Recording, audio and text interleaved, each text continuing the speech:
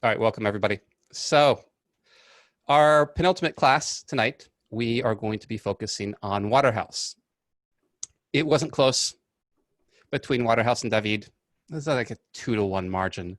There were some strong holdouts for David, but mostly it's like, maybe David. And then there was a lot of passion for Waterhouse. And I'm going to guess that a lot of you are pretty familiar with Waterhouse. In my other sessions, nobody was familiar with Waterhouse. But tell me now, how familiar are you with Waterhouse? Scale of 1 to 10.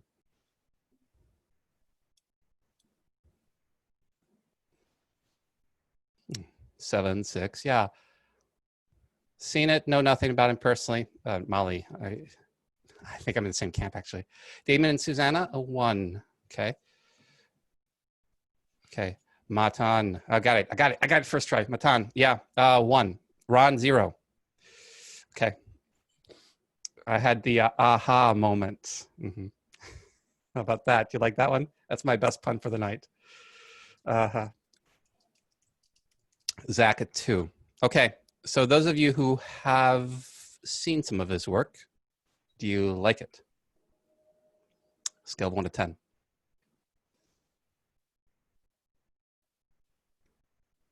Mary Elaine straight out of the gates with a 9. Molly, tempered 6. 8. Great. Okay. Any others for how you like it? Scale of 1 to 10. 7. Yeah. Well, I was expecting a little more. I think on Sunday, those who did know their 10s, the first 10s I've had. So 7, 8. All right. Yeah. Great. You like the hair too. I have a sense we might have some redheads in the class. All right. Good. So I've got some disappointing news. And the disappointing news is I wish there were more about Waterhouse's life. And there isn't. And there are a couple factors. So we're not going to, the question I like to ask after I ask you how to personally connect with the artwork, I ask, okay, John, how are you going to personally connect? It would be very hard for me to ask that. I could imagine up some answers, but they wouldn't be as clear as, say, something from Rockwell or even Vermeer or Rembrandt. And that seems kind of funny because Waterhouse, second half of the 19th century, I think 1849 to 1917. So he goes into the 20th century. So why isn't there much out there? I think there are 2 reasons I'd give. One, no personal epistles, no writing, no letters. So nothing like Van Gogh. And very much kind of like in the Vermeer camp with that. Nothing he wrote personally. The second reason is, unlike Vermeer, there wasn't much research and study done. Now, Vermeer also has lost time for a while and then kind of rediscovered in the mid-19th century. So Vermeer has had about 170 years of scholarship dedicated to him. And there hasn't been that for Waterhouse. And I think the only book that I've been able to find that's been reliable has been a catalog for an exhibition, I think in like the 2009, somewhere around there. And that was pretty innovative to have that exhibition of Waterhouse, just a strictly Waterhouse exhibition. I think it traveled a couple of places, originated from England. There hasn't been much scholarship, and maybe there's a little bit of renewed scholarship interest in him. Now, why hasn't there been much scholarship interest? Because Waterhouse doesn't fall nicely into the narrative of art history. He comes after the pre-Raphaelites. So all those redheads that a lot of you like from artists like Dante Gabriel Rossetti and Edward Burne-Jones, these pre-Raphaelite artists, he comes after them. And in fact, he seems to have distanced himself from the pre-Raphaelite Brotherhood. And of course, while he's living and thriving in his career, the Impressionists are coming up and the Post-Impressionists, And so in the history of art, to tell that story, you ignore the contemporary of Monet.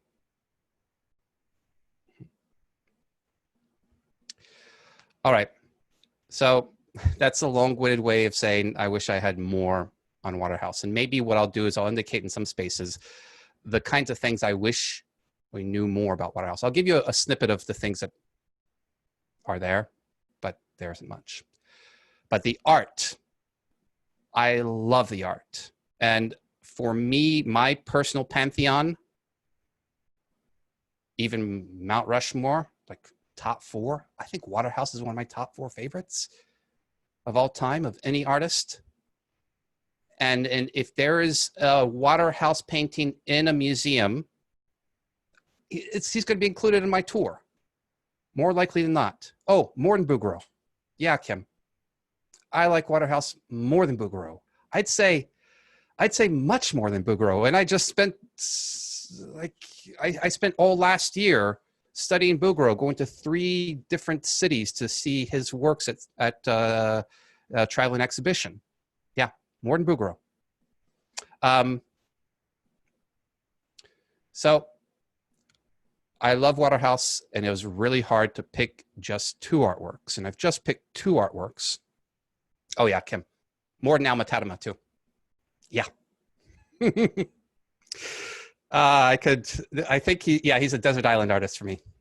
Which artist paintings would you have on a desert island with you? Waterhouse would be one. And they'd probably be pretty appropriate too. So I've only got 2, and part of the reason I only have 2 is there's a little bit of a twist in our class today. Where towards the end, you're going to see number 4 there in the What's on Tap, a Waterhouse and Friends. I'd like to start going towards the idea of clearly seeing these different spirits, these different sense of lives between the artists. And so far, we've been doing a lot with seeing a mass of their works.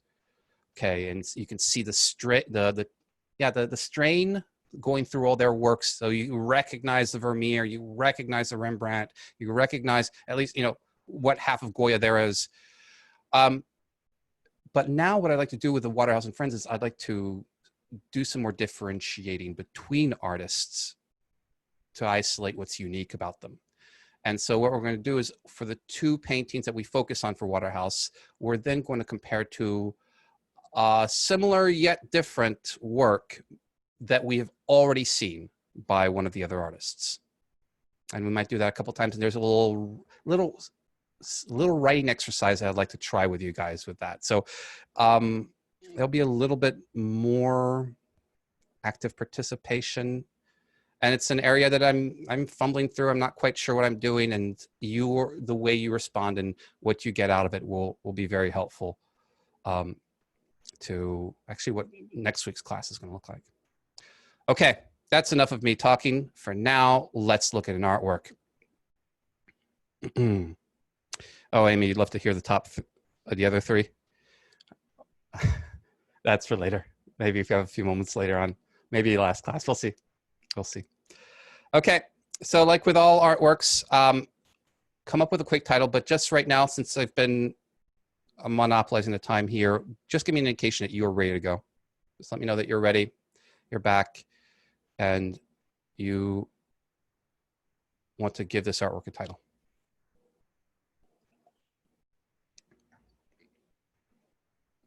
Okay, great.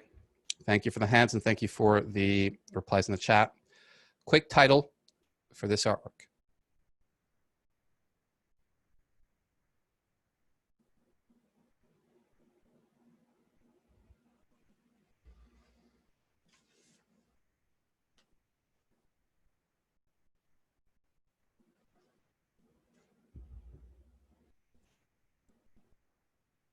Just something quick, whatever you saw. Remember, the quick title is not supposed to be pithy. It's just the first words that came to mind when you saw this image. That's why I showed it to you very briefly. I don't want you to see too much. All right, Matan, you've got Imprisoned Woman. Kim, Cleopatra. Marilyn, starting off with a little bit of sass. I don't really care. And I'm guessing you're talking about her attitude rather than the activity. Molly, slave girl before bowed king. Ashley, fierce even in chains. Ron, I will be back. Amy, pride in chains. Zach, girl in chains. Oh, and Kim, you said you saw no chains. Great. And Damon, arrested at court. Okay, great. So this is the one that we'll spend most of our time with. And I'll give you 3 minutes, and I encourage you to write it out, your reading, sentences, and have sounds, have quotes, imagine a movement, imagine a before, and imagine what might happen after. All right, I'll turn off my video and give you guys maybe 3.5 minutes. There's a lot going on here. I'll have several close-ups.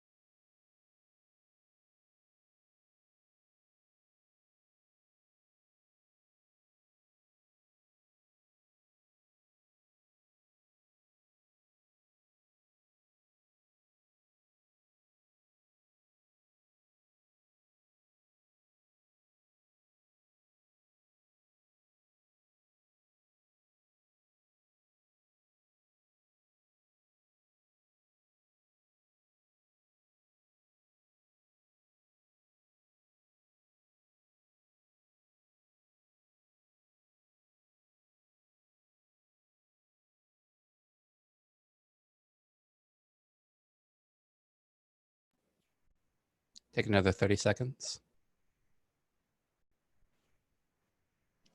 Let's see if you can get at least one quote, maybe 2 quotes into your reading.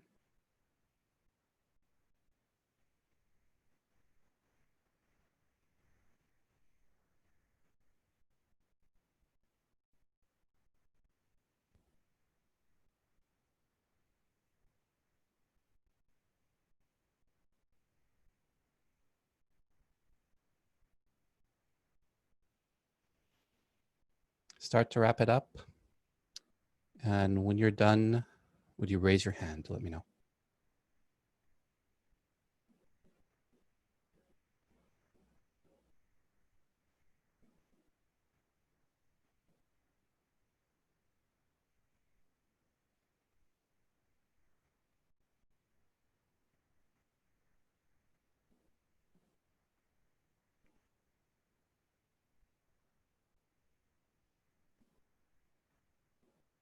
All right, I see 4 hands up.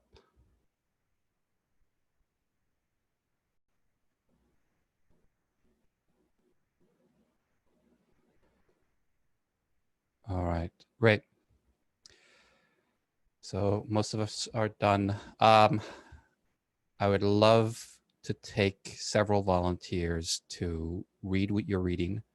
And then I'd like to encourage everybody else as you listen, if you hear anything in particular that you especially like, any observations you didn't make or any observations you think are important to telling the story, or any eloquently phrased portions, just type out something in the chat real quick, like chains, like you just did, Kim. So raise your hand if you would like to share, and then we'll get that going. All right, I see a couple hands. We'll get started. Ron, would you start us off? So, first of all, it's obviously a Jewish king or some royalty. He has that Star David ring on his hand. I'm guessing it is based on a biblical story. Can't quite be sure. Also, it's hard to tell the person near him, is it another female or a male, which will determine, almost looks like that woman in chained hand is kicked out or sent to prison or sent away. And the king is not too happy about it. Maybe those judging elderly in the back are part of the decision. Maybe the other young woman, if it's a woman standing near the king, is forcing her out. Hard to tell, because she, if that's a she or he, it doesn't look very friendly, while the king with the bowing head definitely looks sad about whatever is happening here. And atheist as I am, I did study the Bible in Israel. We had to, and I raking my brain to think what story it might be the same thing. All I can think about the womanizer king, so it might be David, it might be Solomon.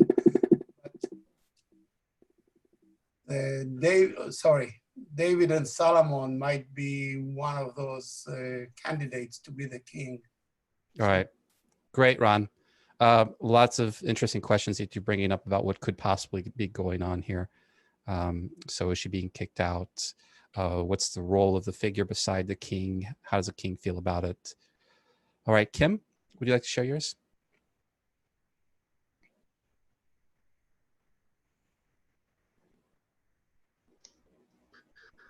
Luke, do you want me to read what I have written or just describe what I'm seeing? Oh, I'd love for you to read what you have written, because what that does, Kim, is that that you're kind of having a share in the experience that you had. And so the goal here is not to add to the analysis. It's just, okay, what was your experience like of this? What questions did you have? What did you think you saw first? And then where did your plot twist go? So please do read. The noise is deafening. The judges are happy with their decision, but the king hates it. The woman in question is indifferent. really couldn't care less, but she rues her departure from the king very much. He is supported by pressure on his arm as the chains clink, the skirts swish, and the feet descend the stairs. That's all I got. That's cinematic enough. I especially, yeah, I especially like that the last vivid description of the final sounds there of the skirt swishing and the chains clinking, and they're both her sounds. Okay, wonderful. Thank you, Kim.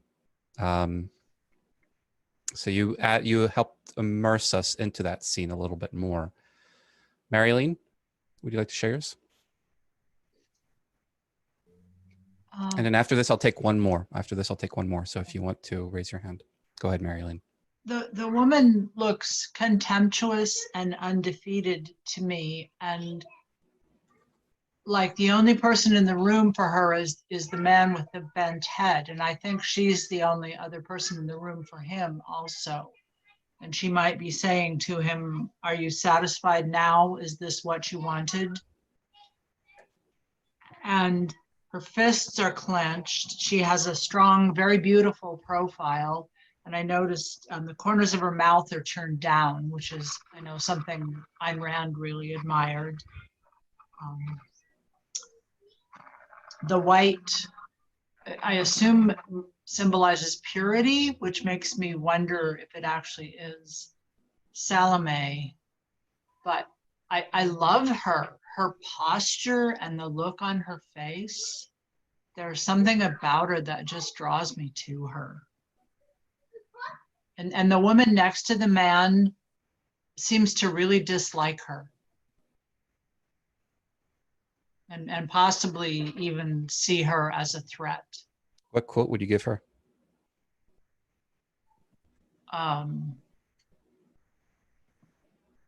You deserve this, bitch. Great. I think Great. that's what I have. All right, awesome, Marilyn. And you focused more on her, on the main female figure there.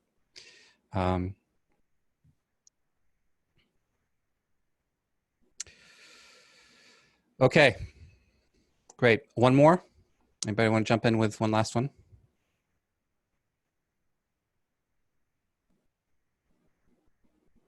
All right, Molly.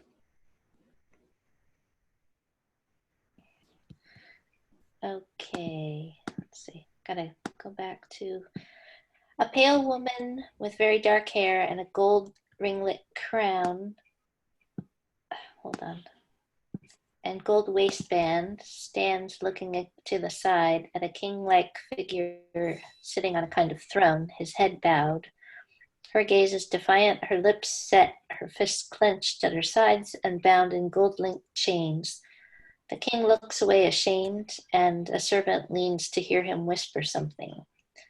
The onlookers are curious and mumbling in their beards. She is still and fierce, her hair wild and unbraided. The lotus leaf decor in gold paint indicates an Egyptian setting. The marble steps remind me of Roman times.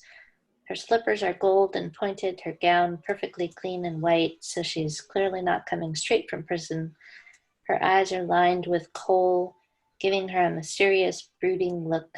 She is young. The lion pedestal near her is also fierce, with its mouth open, growling. She says, "Never," and the king has to come up with plan B. There's something else on the steps. I couldn't see clearly. The place reminds me also of Hagia Sophia with the round dome and gold work. That's all I have. That's wonderful. And I appreciate the references too that you're making to several historical architectural sites, Hagia Sophia, Roman steps, Egyptian. So it, as I'm recalling the images of those things, it's helping me see this more fully. Okay.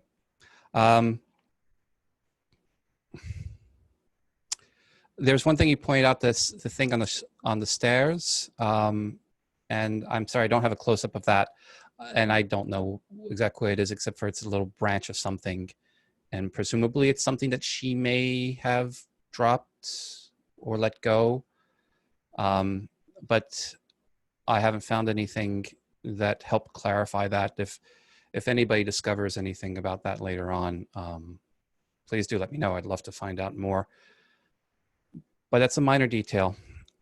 And so let's focus a little bit more on what's happening. So right now, from what I'm hearing, I'll just summarize. And Molly, just repost what you've written. Thank you. There is a regal figure. She's not a servant. She's not a slave. She's some kind of queen. You even notice the crown that she's wearing. And it looks like she's been judged. Now, is this before or after the judgment? Has she been told, or is she about to be told?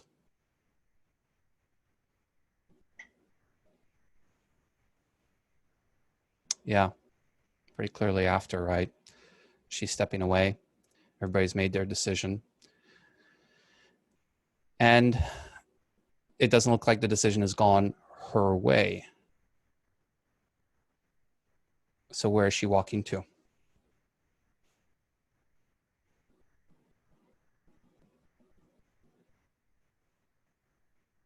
And Molly, you're thinking her death. You're thinking her death. Is there anything in particular you're seeing, Molly, that's making you think that?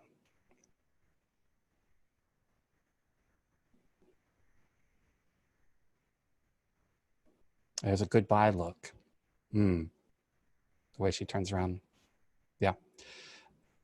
And she seems to be walking away to whatever it is right after she's been judged with an air of anger and defiance. She's clenching her fists and she's looking back. And Amy, that's an interesting observation. She's in chains, but nobody's leading her, forcing her. It looks like she's accepted this fate, this judgment. But Ron, her attitude seems to be defiant, as you are putting in that quote. Yeah. Okay, a little bit of background story here. So I'm going to use a couple of names that's going to really confuse you because they really confused me. This is a King Herod, and there is a Salome involved, but it's not the same King Herod and the same Salome from John the Baptist story. The King Herod is on the throne. Salome is one of his wives beside him. This King Herod had several wives. The second wife was Mariamne. Salome was jealous of Mariamne and decided to influence the king and persuade him that she was having an affair, that she was unfaithful to the king. And so the king brought her forth before a tribunal. She was accused of being unfaithful to him, and she was found guilty. And the punishment for being unfaithful to the king is death.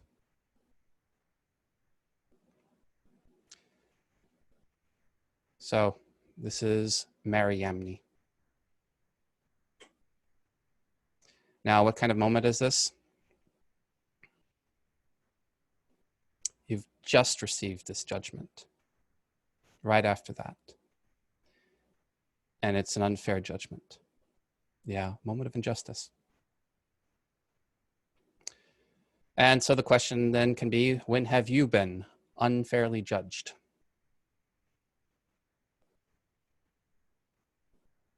And maybe you're still there with that person and you give them a look to let them know, yeah, I can't do anything about this now, but you know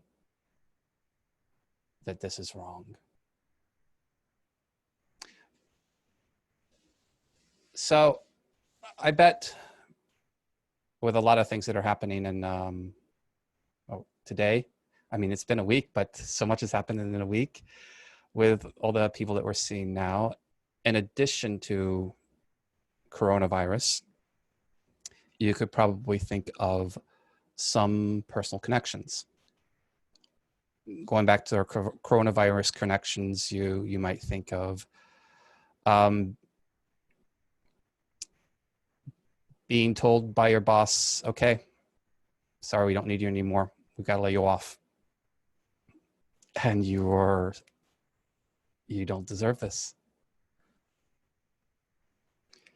So I'm reading a few things now in the chat. Molly, I've got Silas Marner looking at William Dane. I haven't read Silas Marner, so but I'll trust you on that. And Marilyn, you're agreeing there. Amy, yeah, you can let Lisa Van Dam, who's doing the what is it? Read with Me. If you like classic literature, I recommend her program, Read with Me. So you can tell her that you're making an integration between art class and literature class, and she'll be pleased. Amy, you've got, she knows that her death is his punishment. Are you satisfied? Ron, you've got 6th grade teacher accused me of plagiarizing a paper. I did not. Ran into him 55 years later. Reminded me it's wrong. Oh man, that's a testament to what happens in childhood stays in adulthood. True story. Yeah, I bet. I still have memories of injustice. I could tell you guys about the time in 4th grade where I I did not like doing homework, and I stood up in front of the class and said, I will not do homework anymore. And then the teacher said, I'd like to talk to your parents, and I broke down. So let's see what else.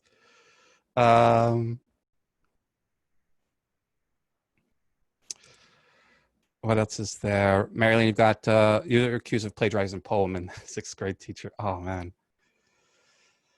Okay. Great. So this is the place where I wish I could ask John. So John, when is the time that you've been unfairly judged? And I'd want to ask him about his career maybe, but he had a pretty nice career. He had a pretty successful career, but he was at a time when there were changing times in artistic tastes. So maybe there are critics out there. And Ashley got Injustice in Matters of Romance is especially painful. And this is a matter of romance here. Yeah. With Mariamne and, oh, and Molly, that's a great connection. Joan of Arc. Yeah. Before the Inquisitors. And then Pride and Prejudice. Okay. Great. So that's my introduction to you to Waterhouse. Had you seen that one before? Has anybody seen that one before? Yes, no, maybe?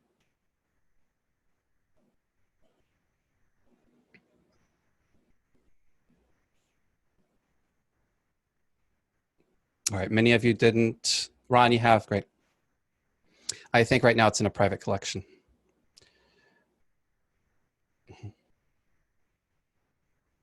Yeah, Thomas More. Mm-hmm.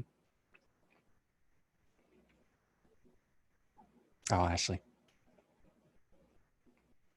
And Riley needs just like a print of Just a Woman. Yeah.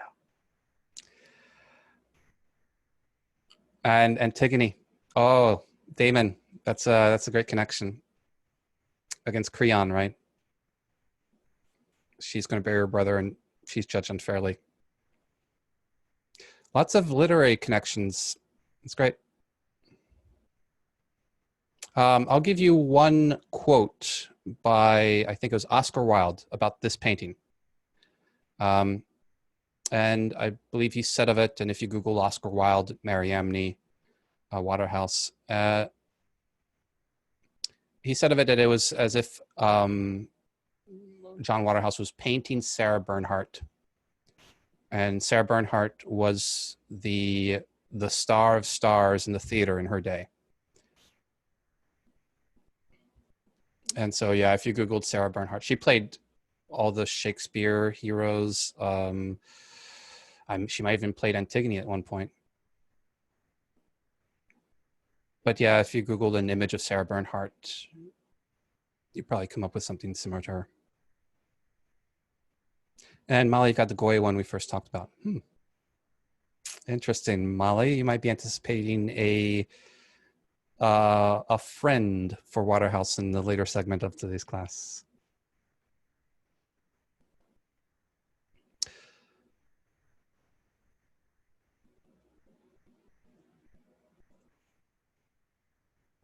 And Marilyn, you thought of Bernhardt in regard to the poem. The poem, do you mean the painting? Yeah, the picture, yeah. Yeah, which is attached to a poem. All right, let's do a Waterhouse parade. I've got 5. I like to throw curveballs at you, Kim. I've got 5 here, and I've tried to pick out those that maybe a couple that you're familiar with, because some of Waterhouse's paintings are some of the most reproduced images of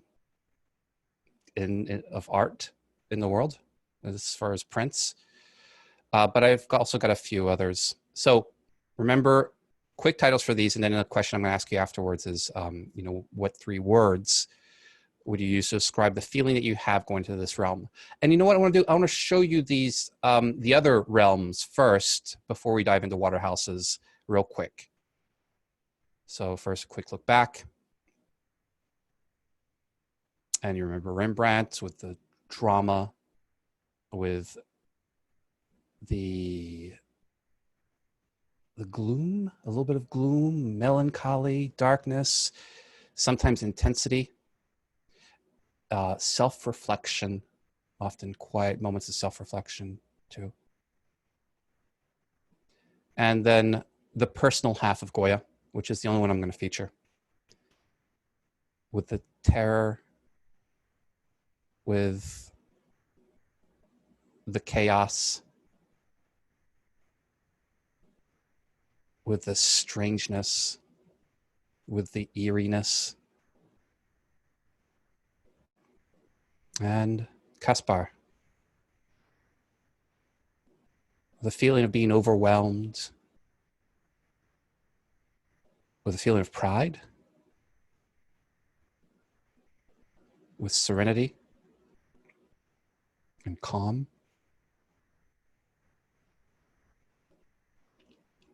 And Vermeer, I think I'm just going to call Vermeer Sunday morning breakfast. That's it. It's a quiet Sunday morning with the light streaming into the window and you're in the kitchen and you're making eggs. So, but serenity, thoughtfulness, calm, home. Yeah, the feeling of home, comfort. Yeah, comfort. And speaking of comfort, silliness, optimism, feeling of being carefree, humor. Okay, with those in the back of your mind, let's do some titles. All right, and just communication that you are ready to go. Quick indication that you are ready.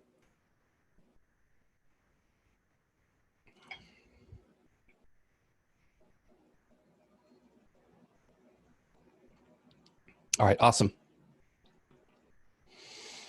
Here we go. Here's the first one. There you go, Kim. And this is probably one you guys are familiar with.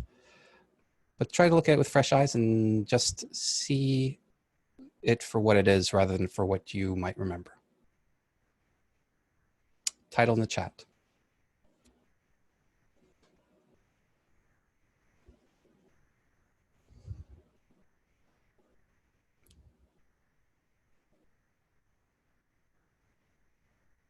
I'm getting the impression, yeah, a lot of you know this one. Ron, you're thinking the same woman. Marilyn, you've got Coffin. Amy, Tormented Lady. Ashley, The Parted Lips of Departure. Oof, all kinds of departure going on there. Molly, Lady Looking Out of Boat. Kim, Anguish. Matan, canoeing along a river. Zach, out of place. Ron, I don't think so. I think there are some subtle differences just from my cursory looks at them. But that's, a lot of artists use the same model over and over again, so I could definitely be wrong. Okay, great. So it looks like, I'm just curious, is anybody not familiar with that painting? Anybody not familiar? Just say, okay, got it, Damon, Susanna. Not very. Matan, okay. Yeah, boy, this is a challenge because you think that was wonderful. Wait till I show you the next four. Okay, yeah, that's one you can find at the Tate Britain in London. All right, here's the next one.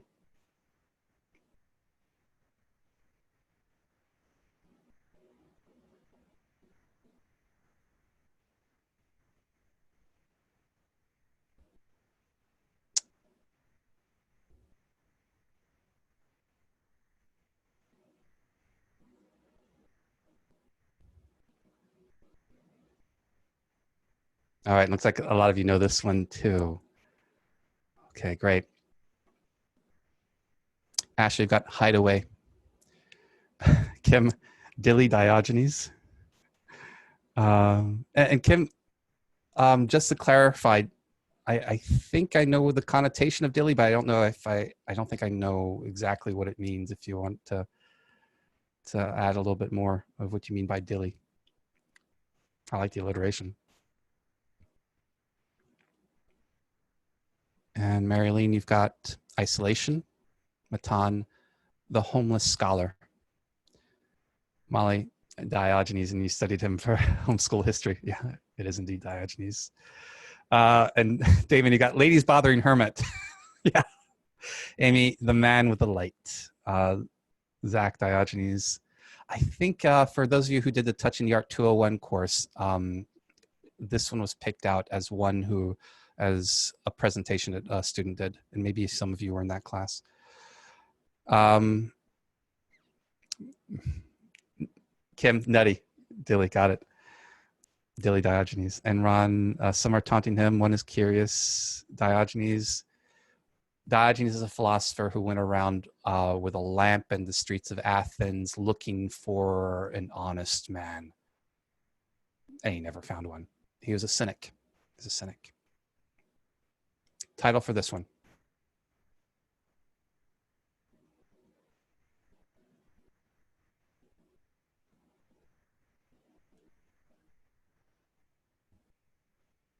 I think I made reference to this one in a podcast I did with Kirk a little while ago.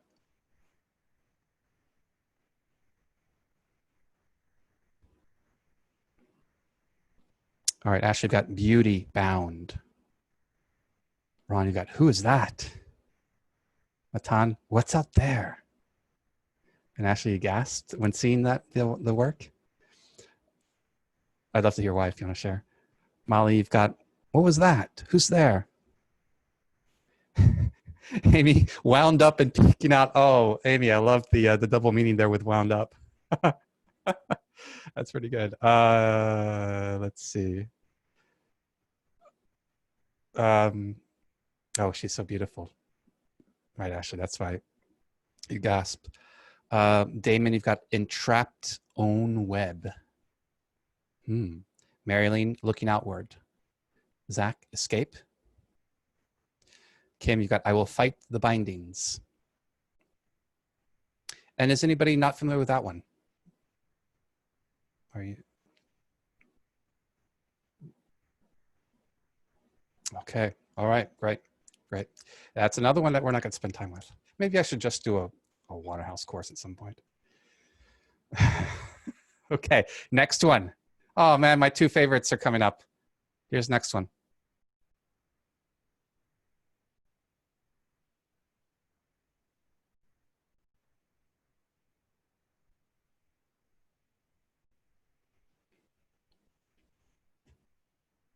Title for that one. There's a lot going on in that one.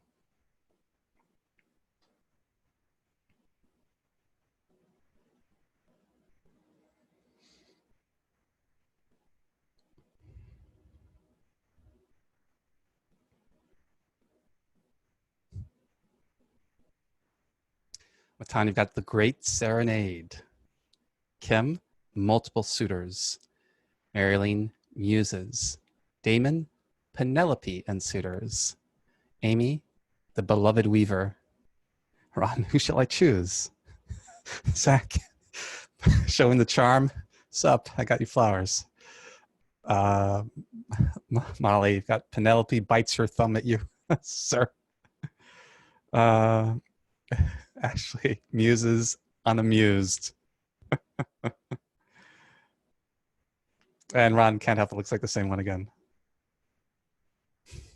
Okay. And the last one.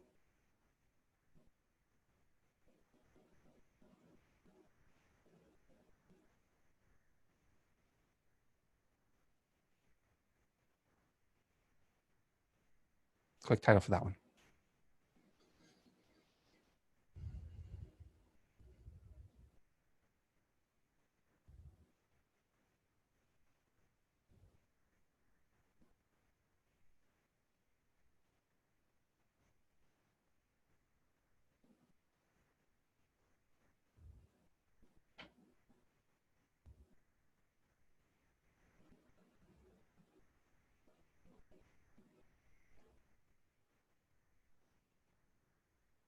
All right, Molly, you got Hypatia. That scholar from Alexandria, right? Who was killed by a mob. Kim, you've got Y. Marilyn, you've got horror. Amy, death in the snow. Ron, they finally killed her.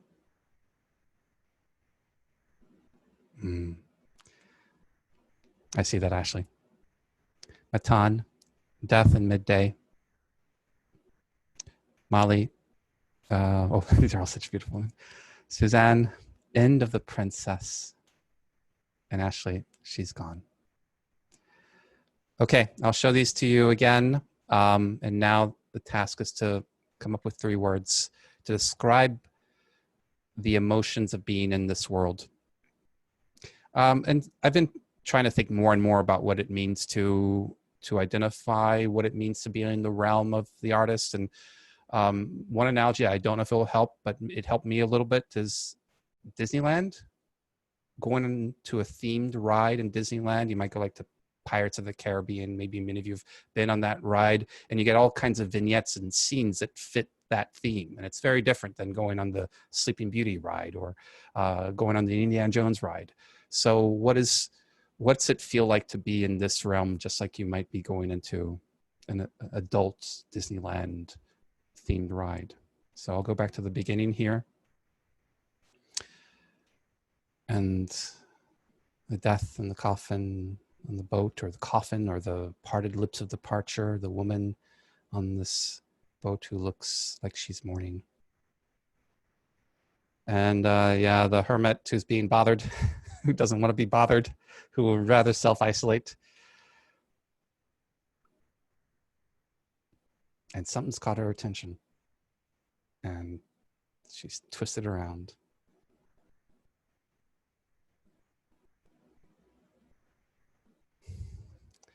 And suitors who have no more charming lines than, "What's up? I got you flowers." Sorry, Zach. And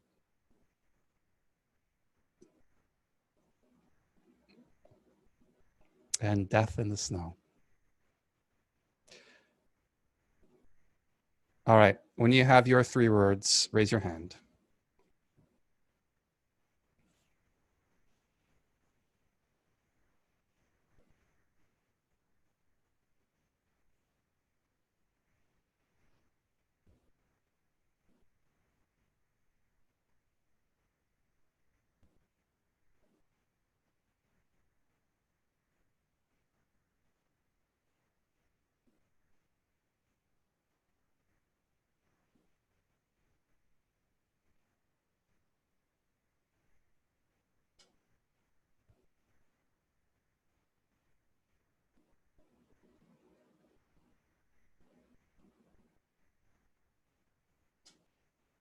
I see Donna and Susanna's hands up, and Marilyn's hand is up.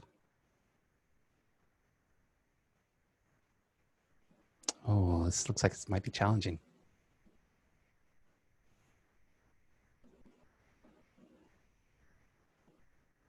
Yeah, I think the other sessions too found Waterhouse kind of challenging.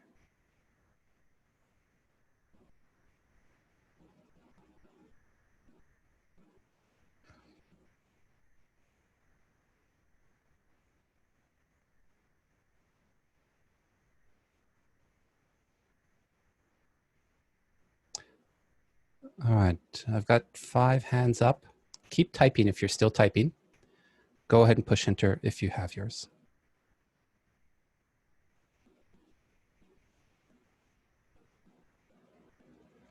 Okay, I'm already seeing some repeated words here. So Amy, you've got beauty, dignity, and tragedy.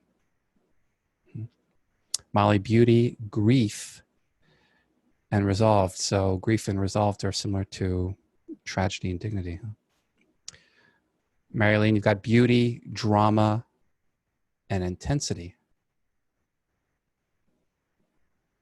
Beauty, drama, and intensity. Yeah. Ron, you've got intense emotions, powerful, beautiful woman. And you're bringing back the first painting too, which has indeed made an impression on you. Matan, unjustness, femininity, inquisitiveness. Zach, floral, romantic, and despair. Ashley, ethereal, empowered, and philosophic. Kim, compelling, emotional, and tragic. And Damon, you've got beauty, destiny, and adoration. So I think my follow-up question there, Damon, is the term destiny. And I'm thinking of 2 different ways that might go in. One is purpose. The other is an unavoidable fate. Which one are you leaning towards with that? The first or the second? Or am I reading that correctly? And feel free to unmute if you'd like to.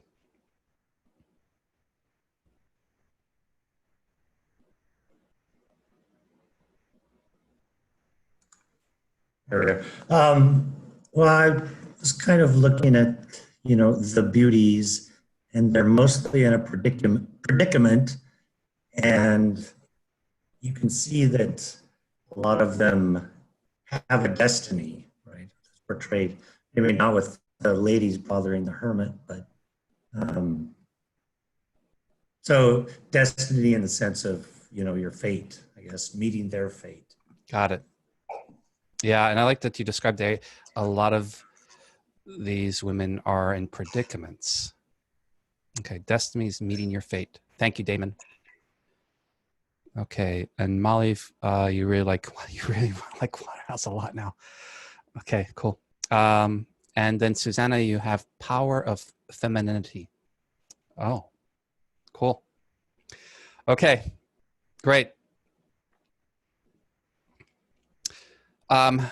Before we go on to our second artwork and our last artwork, I'd like to share just what it is that we do know about Waterhouse. And Marilyn, was there something you wanted to share? Go ahead, Marilyn. Sorry, I ignored your hand earlier. I just wanted to say briefly why the Lady of Shalott made me think of Sarah Bernhardt. I read a biography of Bernhardt recently, and Bernhardt kept a coffin in her bedroom. And because the Lady of Shalott, there's candles and a crucifix, and so it's just Marilyn, I'm going to pause you right there, just so that everybody knows which one you're talking about. It's the one of the lady in the boat, right? Right. Yeah. And she would lie down in it with her arms crossed over her chest and look incredibly dramatic. And the coffin was ornamented somewhat like this boat, and there were pictures in the newspaper. It was, and this just reminded me of that. Got it. So Got it. That was all. No, and that's interesting that you've got Sarah Bernhardt who's doing that, just as Oscar Wilde recalled Sarah Bernhardt when looking at Mariamne. So Sarah Bernhardt's on the other end, pretending to be the Lady of Shalott. And The Lady of Shalott, it's a poem by Alfred Tennyson, and one that became the subject of a lot of Waterhouse paintings. Yes. All right, great. And Molly, it sounds like something your daughter would do. And Molly, you might recall Anne of Green Gables, where Anne does something like that. The character there that she pretends to be is Elaine, but the Lady of Shalott is based on Lady Elaine. Yeah. Okay. So just what it is that we know about Waterhouse, a little bit about his background. I think unlike a lot of the other artists, Waterhouse was primed to be an artist. He was born in Rome because his parents were both in Rome doing art. William Waterhouse, his father, was an artist, and that's one of his paintings there. And his mother, Isabella Waterhouse, was also an artist. So Damon, it could have been his destiny to be an artist. He went up through the ranks of his career very solidly, became like the head of the Royal Academy of Art in England, and was respected and well off for all his life. One little twist that kind of surprised me, maybe it shouldn't, but his mother died when John was 8 years old. So if John were around, I'd ask him about his memories of his mother. And a lot of the figures that he has, female figures, are strong women. They have long hair.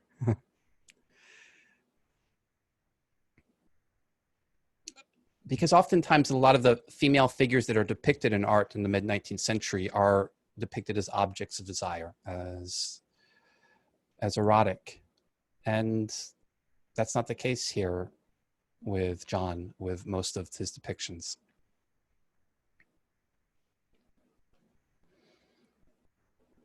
And then Kimmy, he admired and supported the EBL. Is that could you tell us what that is?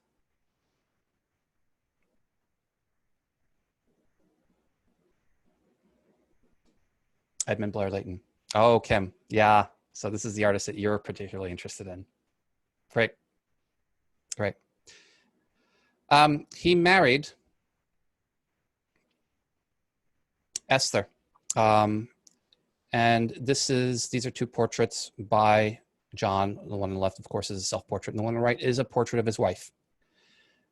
And they lived happily ever after. She was an educator, I think a teacher. And it seems like shortly after their marriage, she took up painting. And she did floral paintings that were exhibited. And so I can imagine that perhaps, unlike a lot of the other artists that we've seen, there was a bond between husband and wife here.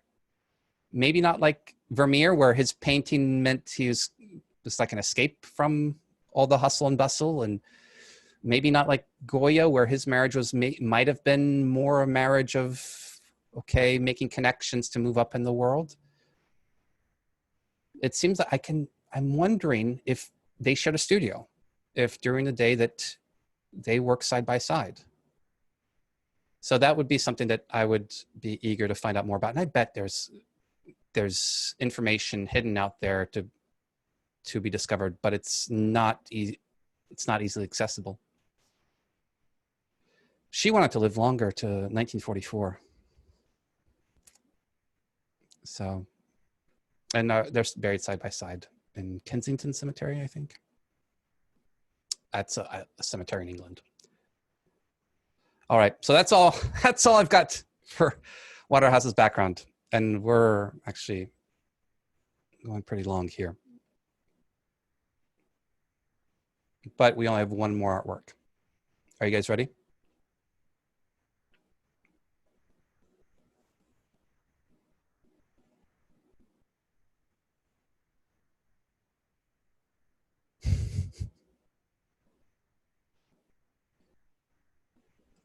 All right. You got it, Ashley. So quick title for this one. And then what we'll do is we'll do the communal reading observations in the chat, or if you just want to jump in and unmute yourself. But first, quick title for this one.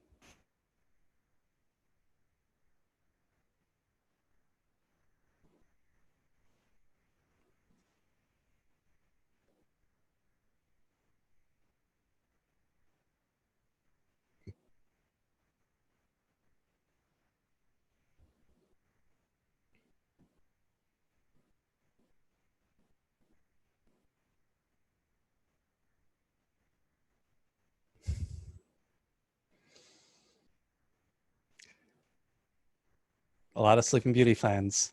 Well, that's the second Sleeping Beauty shout out. Okay. Oh, this is interesting. This is interesting. All right. Keep typing if you're still typing. I'm going to start reading these. Kim, you've got Mirror, Mirror. Molly, I'm so lovely. Amy, dressing up in front of the mirror. Ashley, sensual self. Matan, how do I look? Marilyn, mirror, mirror on the wall. And Ron, echoing that, mirror, mirror on the wall. Damon, selfie. And Susanna, hidden lust.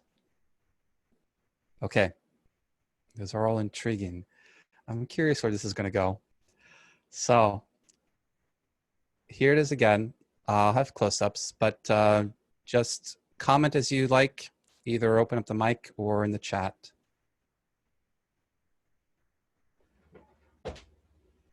What do you see?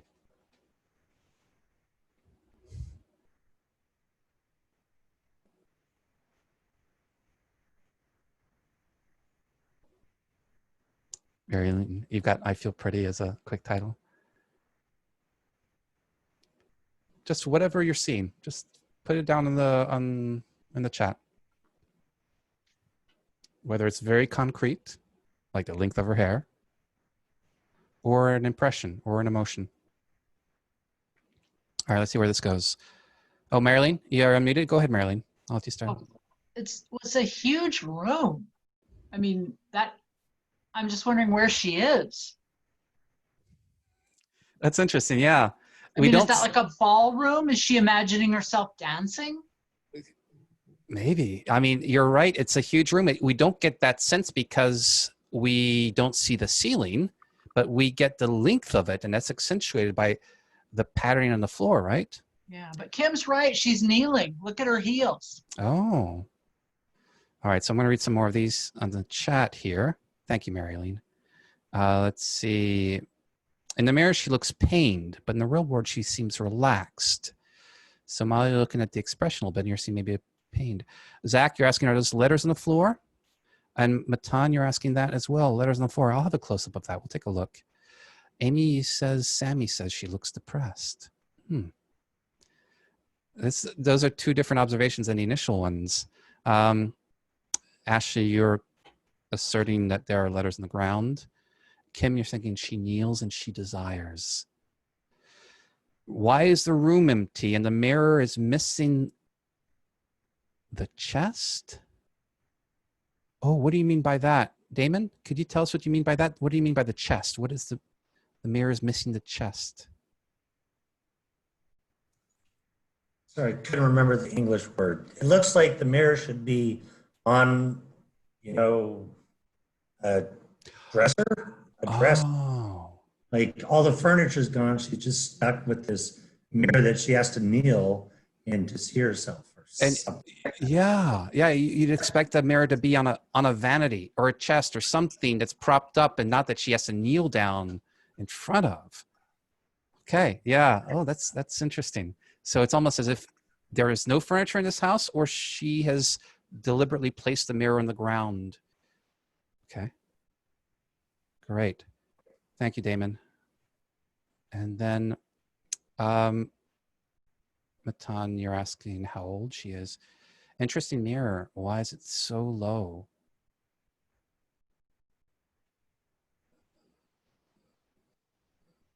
Oh, and Kim, I don't know where you're getting the title from, but don't share it if you have it. Molly, you've got very red hair with a red dress and a strange sort of necklace or brooch she's putting on. Her neck is very long. And red lips. Yeah, let's take a closer look at her. She's really exposing her neck. Her lips are very red. Something red on her chest, a brooch, a flower. Red flower, same color as the stamps on the letters. We'll come back.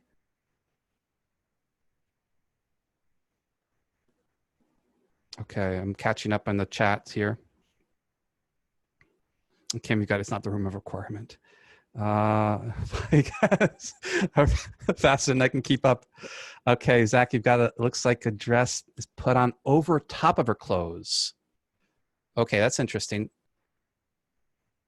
Would you guys agree with that? Does it look like that? That she had a dress underneath and then she's put this white dress over it? And so it's making me wonder why she's doing that. Okay, she's pulling back her hair at the neck, not putting on anything, running her fingers through it. She's fixing her hair, doing something else with her hands. Okay, white is over. All right.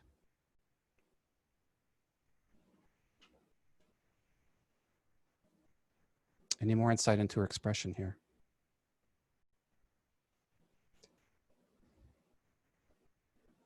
I've heard desire, depression, sensual, giving in. Maybe she fancies herself. So a lot of different seemingly conflicting emotions that we're seeing in this one expression. And I think maybe it might help to take the pose if you'd like to try to do that yourself.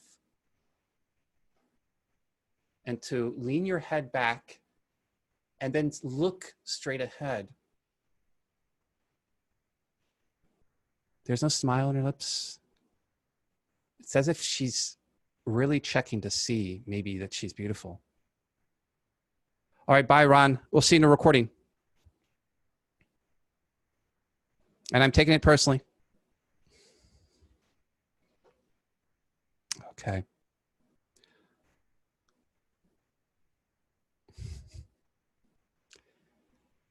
Here's the floor. Anything you can conclude from these letters? The red spots are seals.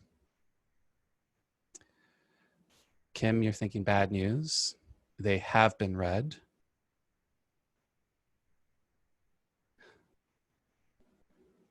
And there's a lot of them. It's not just one letter. You remember that Vermeer painting where there's that woman, that girl reading the letter?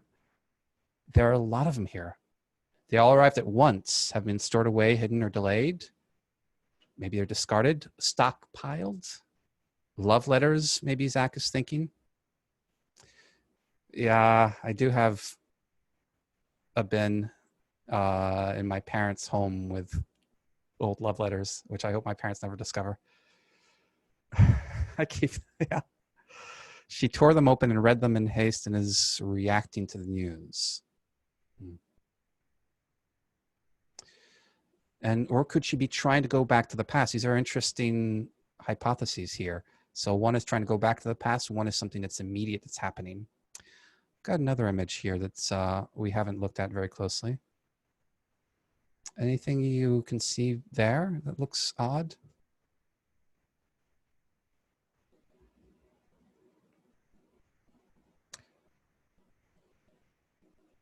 It's a churchy chair.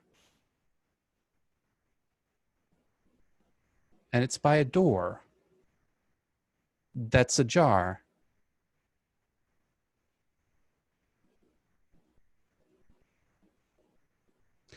And then I don't have a close-up of this, but in the top left corner or the back left corner of the room, you can see maybe a candle and maybe an image.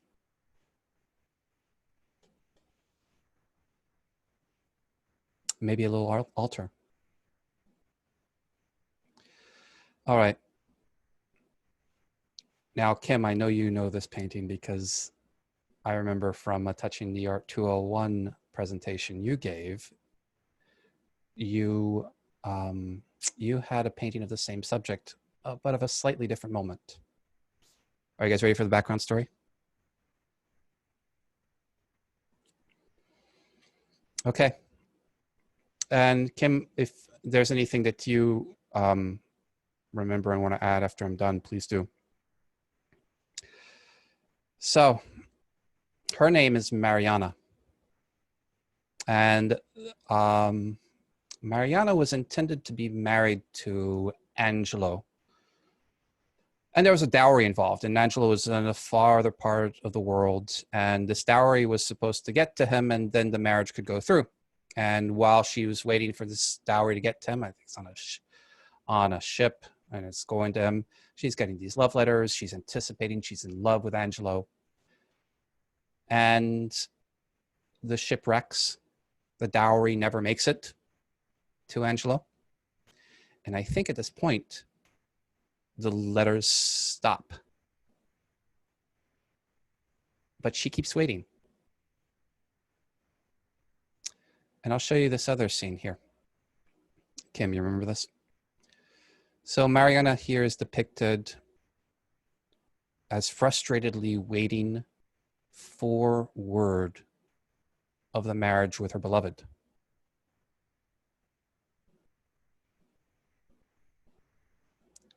And she'd wait at the window, she'd wait looking out. And we have a slightly different moment here. In fact, we have the spot in Waterhouse's painting of where she would have been waiting, but now she's come back to this center of this vast room. I wonder if this is supposed to be the home that they were supposed to live in, or that might be a reason why there is no furniture. I'm not sure about that. But she's come back to the center of this vast room to look at the mirror with the letters that she's got there, wondering why he's not answering, not there.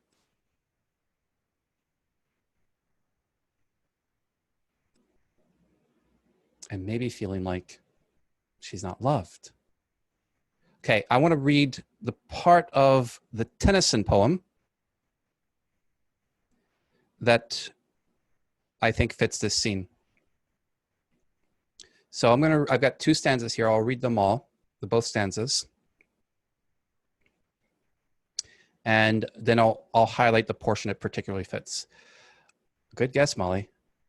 But this is a poem called Mariana in the South. So this painting, like The Lady of Shalott, is directly based on a Tennyson poem.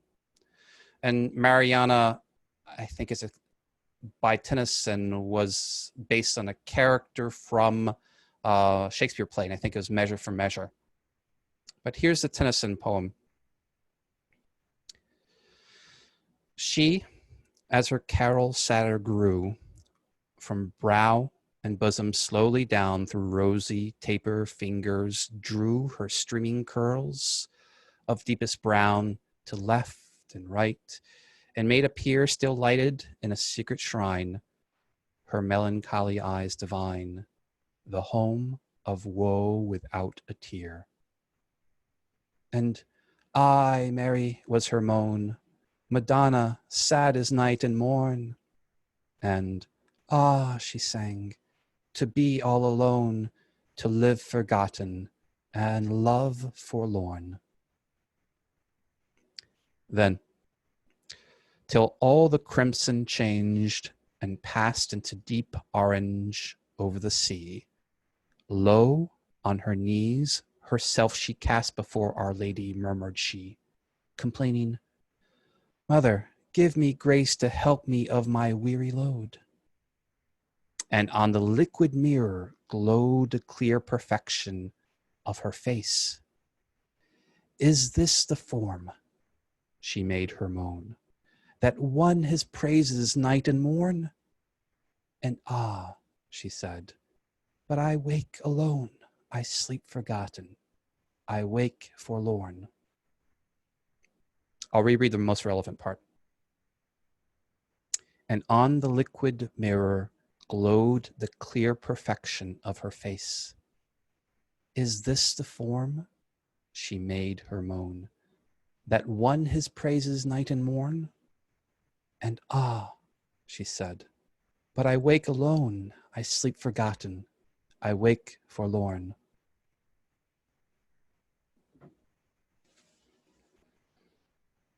Yeah, Molly, recalling, is this the face that launched us out on ships? And she's saying here, is this the face that he doesn't want anymore? So this is the kind of situation that I'm thinking of. It's not just of a lost love. It's not just being rejected. It's not just being told, sorry, I don't want to be with you anymore, or I don't love you anymore. It's what comes after. The feeling of not only does he not love me, but am I lovable to anyone? Do I deserve to be loved? Am I lovable? It's despair. Mm-hmm.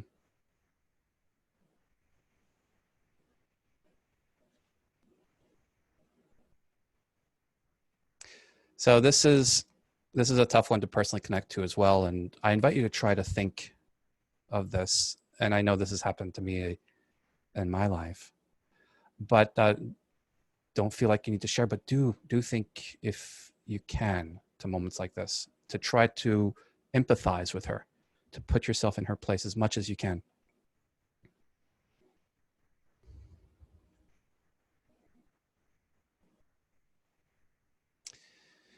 And maybe there's a kind of before and after to this in Mariamne. Not necessarily, I think they're two different characters, but a before and after in terms of situation, the rejection and a moment after that. And maybe you can take the kinds of situations that you've had with Mariamne, the kind of rejections, unfair, unjust, whatever they may be, and then extend them into the future a little bit and think, okay, when have I gone from feeling anger, defiance, to then feeling a questioning about your self-esteem, your worthiness? And this is probably something you can more easily also connect to literature.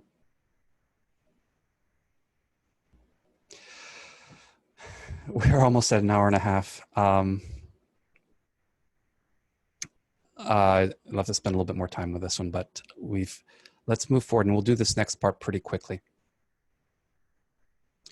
All right, guys, so ready to try a little bit of an experiment, and we'll just do just 4 minutes of this. I don't want to go past an hour and a half.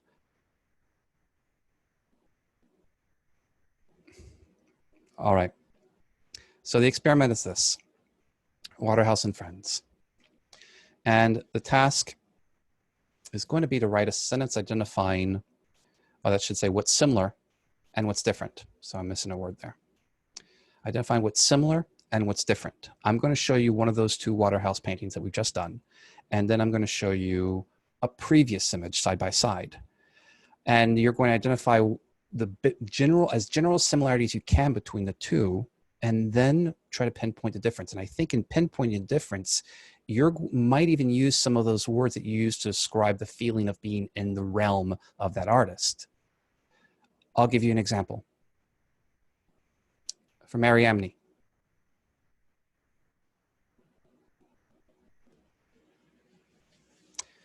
You might remember this one from Rembrandt.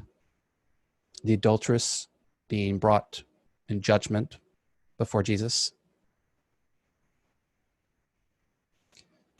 So I've got two examples here to share a little bit of what I'm thinking with this exercise. So you're thinking of a sentence that proposes a general similarity and then a difference between the two. So here's one example. Both are being judged, one fairly, the other unfairly. And here's another example. Both are on trial, but one is defiantly angry at the judgment. which implies the other is not defiantly angry at the judgment. All right, does that make sense? And you kind of get a sense of how the spirit of the artist is coming through a little bit in the wording? And Molly, you got women condemned, but one is wistful and defiant, the other submissive and resigned. Yeah, you got it. All right. So here's another combination. I'll just give you about 30 seconds. And when you have something in chat, go ahead and raise your hand. Don't push enter yet. I'd like everybody to give it some thought on their own with their own words first. Here it is. That's for you, Molly.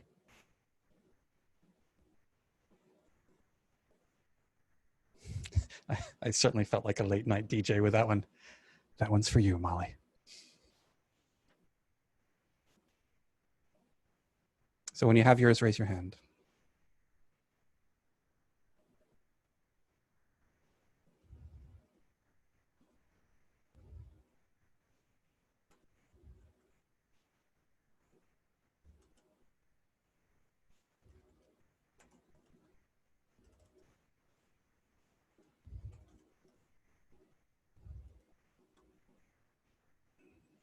Ooh, a little bit challenging. I don't see any hands up yet.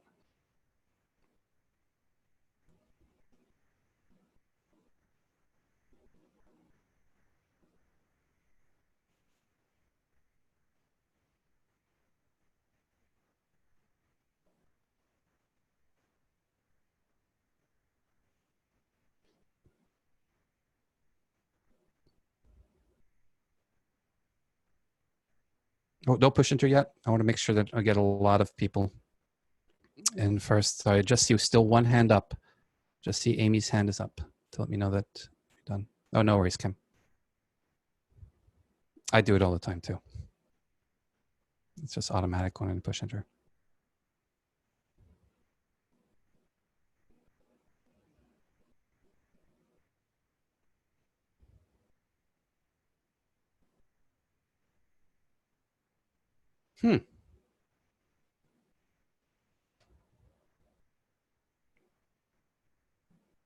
It's the first one. It's the first one. Okay, I've got two hands now.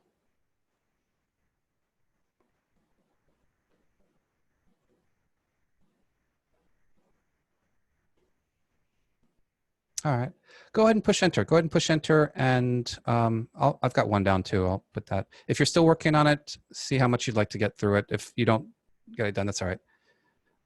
I'm putting mine in too. Okay, so let's see what we have.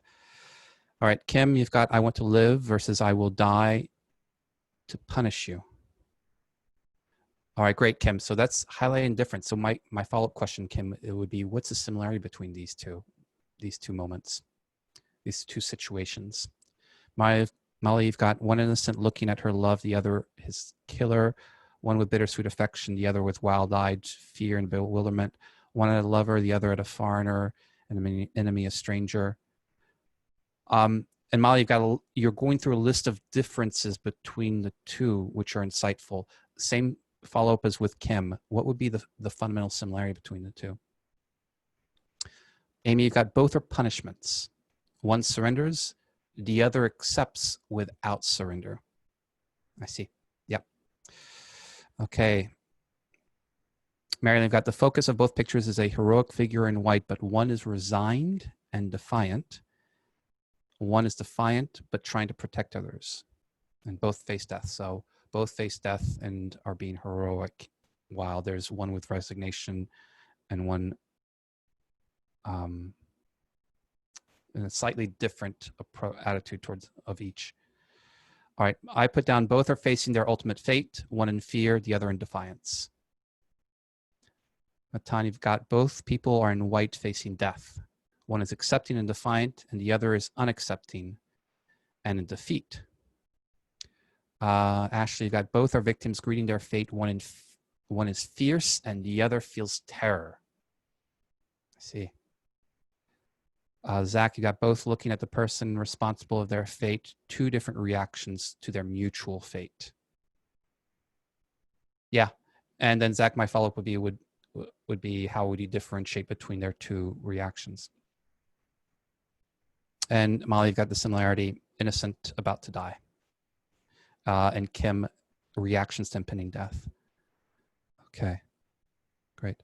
And Matan, resigned, that's the word. Okay, is looking for, all right. And Zach, you got both responsible for the killing, can't look them in the eye.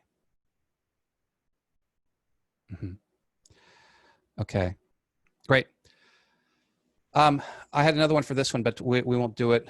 I'd love to share with you the other image for this real quick that I have, because I've got the other painting. I'd love to do one quickly because we're very out of time. So this is the other one that I had here, and I'll just share with you very quickly something I'd put down. You remember this one by Caspar David Friedrich, the ship crushed by the ice. And I'll use the word that Damon had, destiny. So both have been crushed by powers beyond their control, but Mariamne is not wrecked.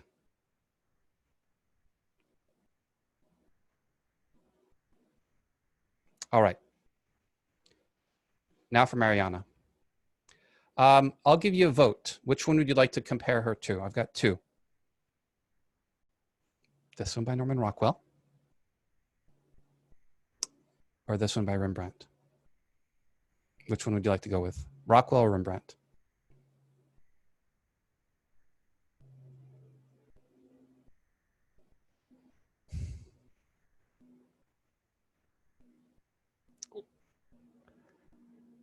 All right, you know what? I'm going to jump in here. Rembrandt would be too easy. We're going to do Rockwell. Here it is. Remember this Rockwell. Remember that this is not just some random guy who's listening to the radio.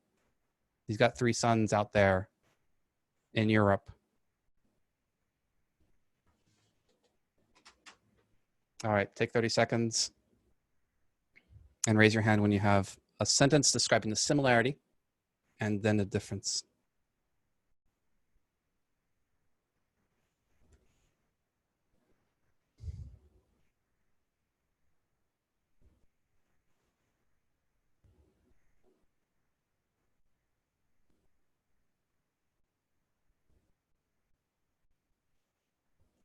Oh, no worries, Molly.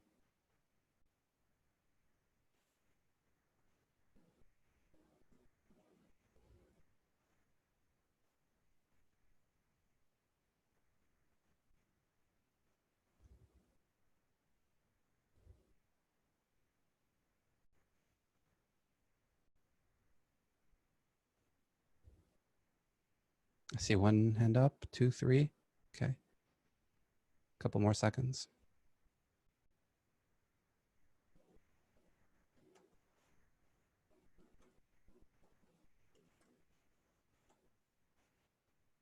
All right, go ahead and push enter.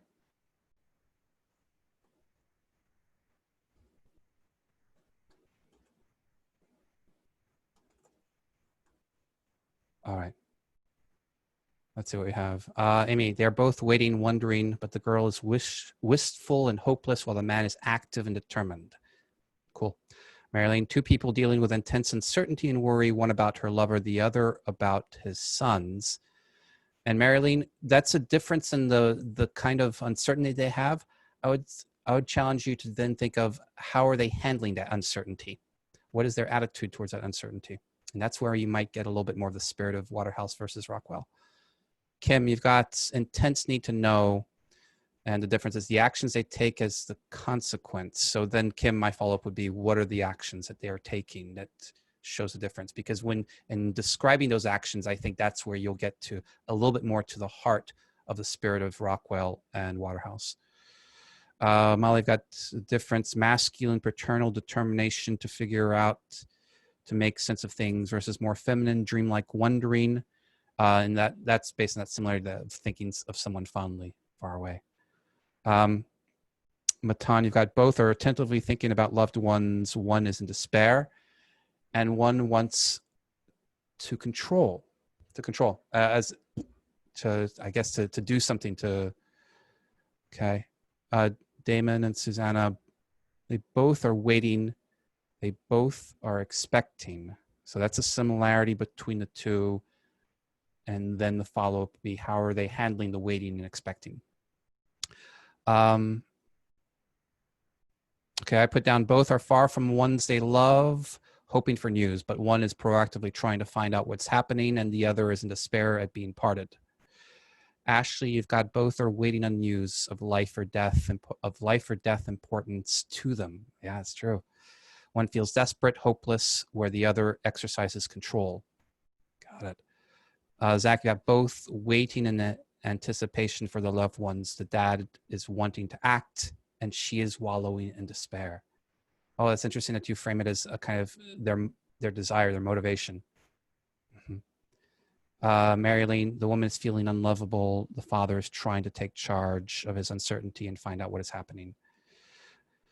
Okay. All right, great. I just want to show the other two that I have. I'm glad you're enjoying this, Ashley. So this one right here with Rembrandt, you remember the prodigal son returns. He's been far away from the person he loves, and he reunites. So they've both been away from people they care about. One is reunited with compassion. And here's one more. Situation resolved differently, right, Molly? Yeah. So both figures, might have to go a little bit more broadly, are generally in despair, but one has somebody who's going to be able to help them.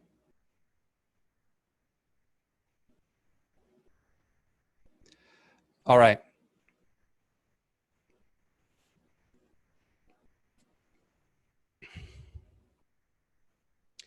So that's the kind of thing that I think I'll try to package in a little bit different way for next time when we do a little bit of review of the whole course. But real quick, Waterhouse recap.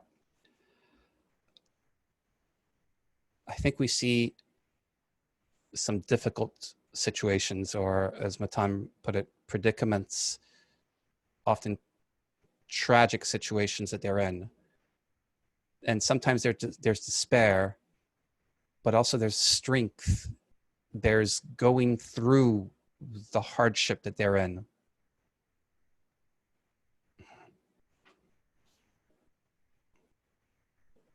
And I think this is something that we see throughout. And the kind of universe I think I describe Waterhouse as one where you encounter a lot of hardship, but you meet people who have the strengths to go through it.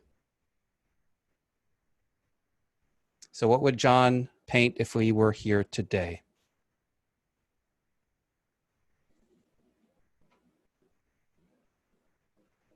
And Molly, I see a lot of things that you're typing there. What would John paint if he were here today?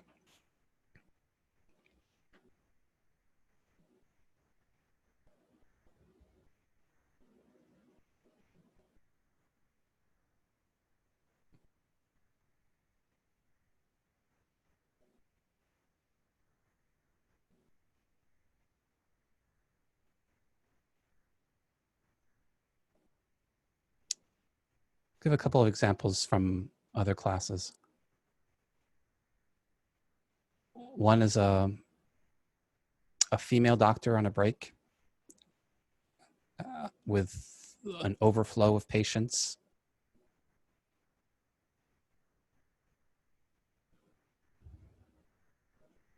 Ashley, you've got, today would depict the strength of the nurses taking care of their patients, perhaps looking over a patient who has lost life with determination to go on, but also heartbreak. Yeah.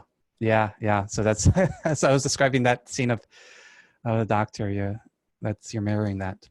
Amy, you've got the Cordairs being hauled off to jail, and the Cordairs are, FYI, they are gallery owners who, in Napa, California, who challenged the shutdown rule for galleries, opened up their gallery in spite of it, with the possibility of being punished and even brought to jail. And Kim, you think personally he would flee further into the past? He might, but he'd probably flee into the past with the present in mind, wouldn't he? It's true he didn't do modern depictions of things during his time. But I could imagine him seeing, especially today, where the role of women in life is so much different today than it is in the 19th century. And I could see him really appreciating that.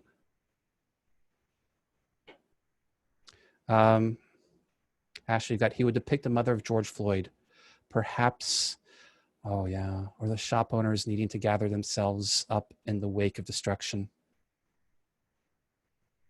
Yeah, so that thread of bearing through hardship. Mm-hmm. Molly, got a closed Italian restaurant with a black and white tile floor with the owner sobbing over today's printed but worthless. Oh man. Okay. Oh, we're not going to go 2 hours, I promise. So next week, we're going to have a few presentations over a few different artists. And those of you who are giving presentations, I'll be in touch with you by email to arrange that, to check in on things. Do any of you want to share which artists you're going to present an artwork on?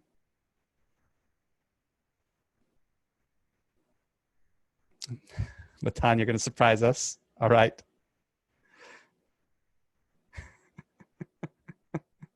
And Kim, you're going to give a presentation on Edmund Blair Leighton, one of his works.